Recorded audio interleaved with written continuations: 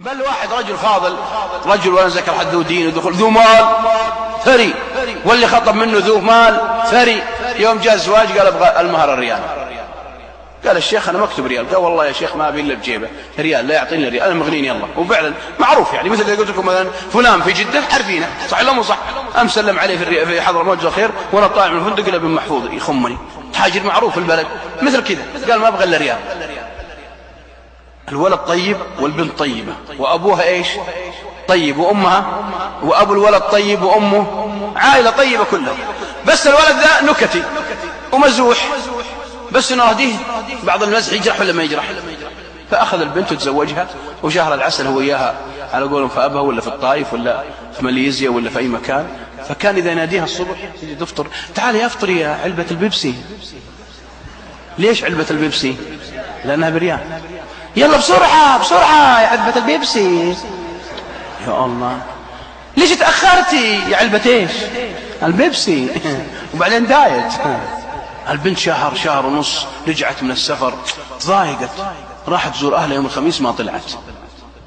امها روحي، قالت لا ما اروح. دد دد دد دد، ايش معناها؟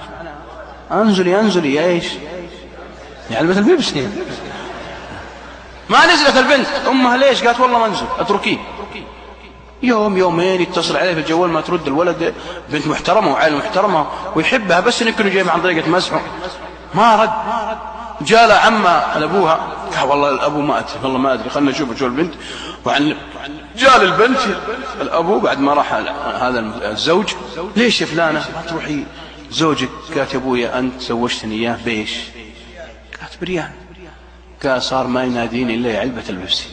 افا والله ما عنده ادب.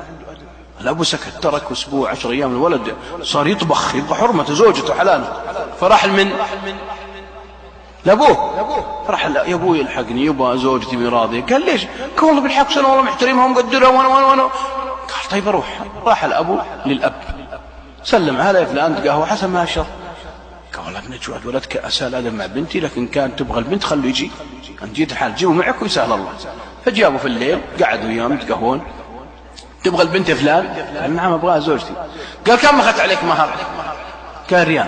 قال هذا ابوك عندي واعرفه، تكتب لي شيء كلام 300,000 ولا ما تاخذها، ولا عطنا بنتك وخذ ريالك. ريال حتى المشكله ما معي ولا ريال. طب زين. الابو راح ثري يعيش 300,000 او نص مليون بيكتب شيك، غني مغنيها الله. قال لا ابرك ساعه يا فلان احنا شارينكم وشارين طيبتكم، خذ والله يكتب لي شيك 300,000.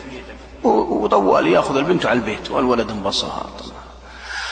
يوم صار الصبح قال له ليش تاخرتي يا مصنع البيبسي؟